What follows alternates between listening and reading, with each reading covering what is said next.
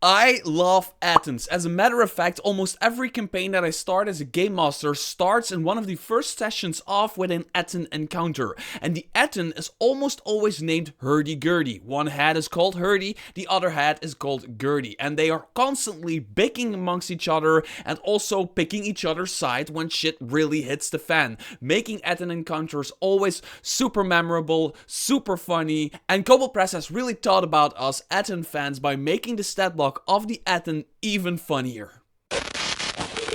Hi there fellow roleplayers and game masters, my name is Mr. Tarosky and today I want to talk about the Tales of the Valiant Monster Vault, which is a bestiary that's completely backwards compatible with 5th edition. The 5th edition of 2014 and the new 5th edition of 2024-2025. It is a role-playing game based on 5th edition, so there's a new player's handbook and new game master's guides, but the monsters in the monster manual and actually the entire game is completely backwards compatible with 5th edition, so you can pit these monsters against your players if you're playing 5th edition or any 5th edition like game that kind of uses the same rule set. Now, I talked about the other books of Tales of the Valiant, done reviews on them, and I'm also planning a review on the Monster Vault, but the only real way I know how to talk about the Monster Vault is just by flipping through it, picking a monster that I like for a certain particular reason, and then just showing it to you and why I think it's great to use in your game. So without further ado, let's take a look at one of my favorite monsters ever, the Ettin. And here it is, ladies and gentlemen, the Ettin, one of my favorite monsters for Dungeons & Dragons 5th edition ever. It's just one of my favorite fantasy monsters because there's a lot of lore about the Ettins. Basically, they are a lower version of a giant. They are kind of giant kinds. There's a lot to talk about when it comes to the lore of the Ettin, but that's not particularly what I want to talk about here.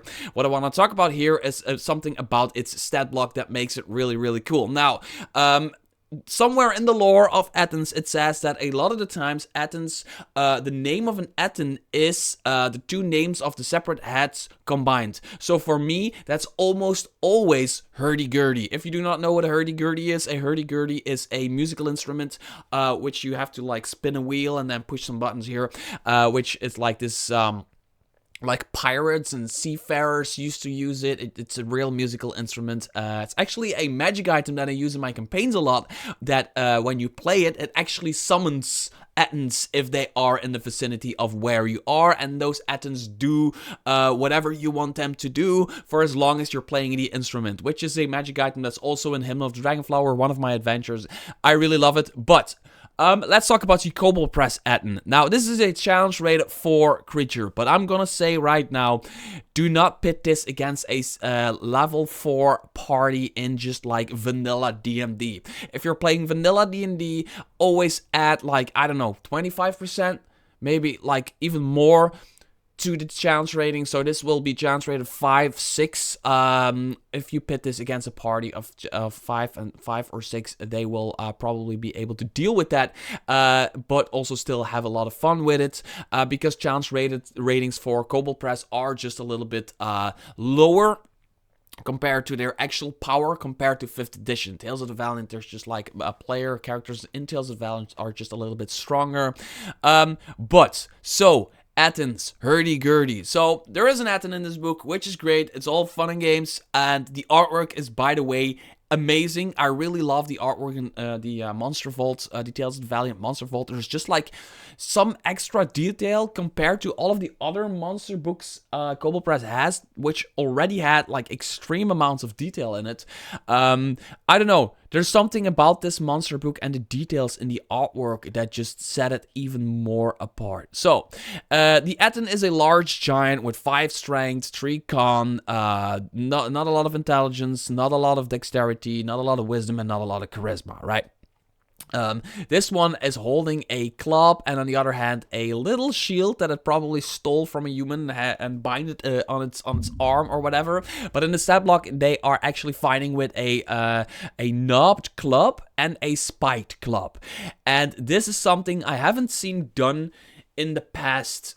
But when you look at the weapon, there is this complete description of the weapon, and then they say this weapon is wielded by the right hand. So the right hand controls the knobbed club. So they control the right arm and probably the right leg or whatever, and the knobbed club, and the left hand is controlling the spiked club. And this opens up so much role-playing opportunity for a game master. It's absolutely crazy.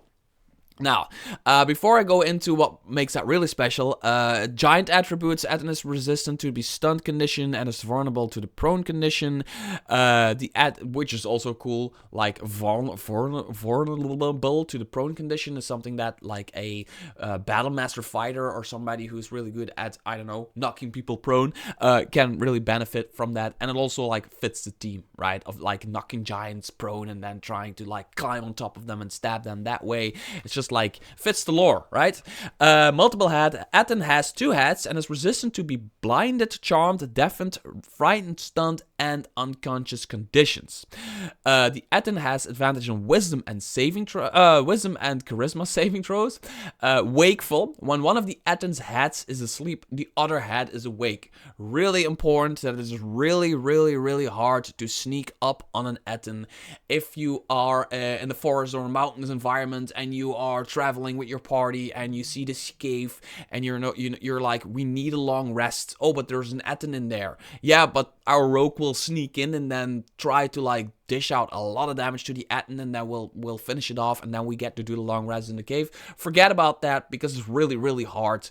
Now, you might be able to do it, but yeah, most of the time they're just awake. At least one of the heads is awake. The Ettin makes 1 knobbed club and 1 spiked club attack. Now, these attacks in themselves are very powerful already, meaning that that's why I think it's a little bit higher than CR4. But that's what I always say when I talk about monsters in the Tales of the Valiant Monster Vault.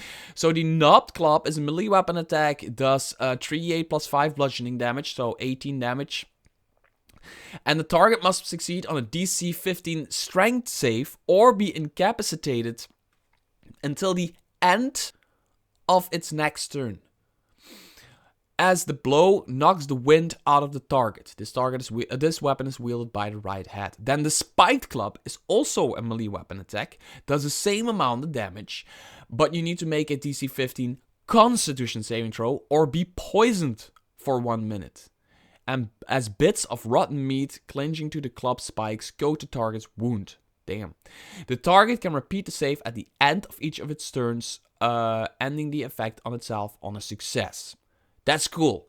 Those attacks already in themselves, if you just play this in the way, like, you do not look at its bonus action, you just play it like this, it's already really cool. Because you can poison people, and then you can incapacitate them. If you first poison them, it becomes much easier to then incapacitate them, and it becomes easier to constantly do that to your targets and constantly like poison them and incapacitate them, meaning that if a creature is poisoned, they will probably not make the strength saving throw, and then they get incapacitated, which means it's easier to hit them, it's easier to dish damage to them. That's really, really, really, really cool strategic way of playing the Ettin. Now, the Ettin doesn't have like a lot of intelligence or wisdom, meaning that I always play them as super heavy hitters, but not per se the smartest heavy hitters. So they might have a really cool combination going on right here. They might not really know how to super effectively use it. So you could leave it on to chances. You could roll d6 or d4 or whatever every round just to see what attack you use first on what creature. And then the crazy combinations might happen on chance, because the Ettins, although they have these attacks to kind of balance each other out and make each other stronger, they're also constantly like, hey Herdy, I think I saw some humans over there. No, you're probably seeing rats again, Gertie. That kind of stuff. They're constantly bickering among each other, and they're constantly helping each other. which is cool. Cool stuff. But then, this is what makes this bestiary one of the best bestiary of the last years. And that is, every monster, almost every monster in here gets an extra feature. Not as an afterthought. And not stolen from other creatures. They are 90% of these things are really unique and really flavorful to the creature that you're reading, which makes it incredible amounts of fun to just skip through this book and just like read, like open a monster and be like, oh, what did they come up with this one? And what did they come up for this one? So there's a face spider. Oh, what does the face spider do? There's a purple worm. Oh, it has rapid digestion, which is a bonus action. That kind of stuff. So you have a book with all, like, every creature has like almost like this secret power that really ties into their lore and what they're all about. Their bonus action is called That One. And one of the Ettin's heads picks a creature. The Ettin can see within 30 feet of it, gaining advantage on its next attack against that creature. The other head doesn't like being told what to do and has disadvantage on the next attack against the creature. Each weapon attack notes which head controls that weapon. This ties in. Like, this stat block just makes so much sense. Like, this has been how I have been playing, role-playing my Ettins almost.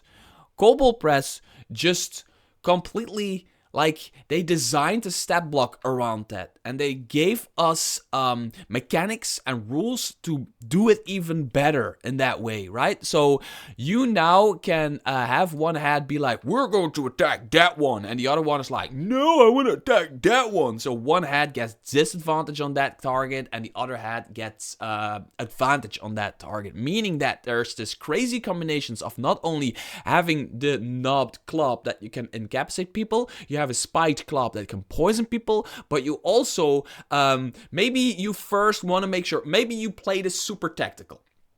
Maybe you have an Ettin who's just somewhat smarter or experienced in combat, and they're like, the spiked club side will choose a target, and they get advantage on that because you really want to poison a character before you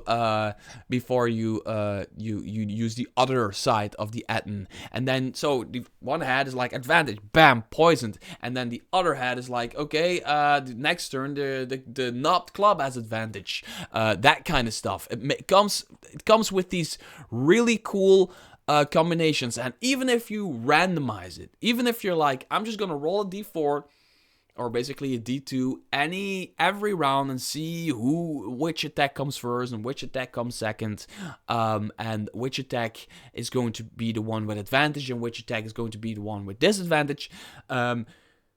Even then, these crazy combinations and really dangerous and outright like murderous combinations will happen. It will happen. I think this is one of the smartest designed stat blocks from Kobold Press that I've seen. I've seen a lot of like epically designed stat blocks and really cool abilities and really fun abilities, but I think this is really, really, really smartly designed. So if you want to play an Ettin, run an Ettin in your campaign or whatever against your players, or just as some sort of weird social encounter, make sure to look into Tales of the Valiant Monster Vault Ettin, because for me, I don't think I've seen a better Ettin until this day for 5th edition Dungeons & Dragons or Tales of the Valiant. Till next video, bye-bye. Oh, by the way, you can click the link in the description below to actually buy the book if you're interested in the book.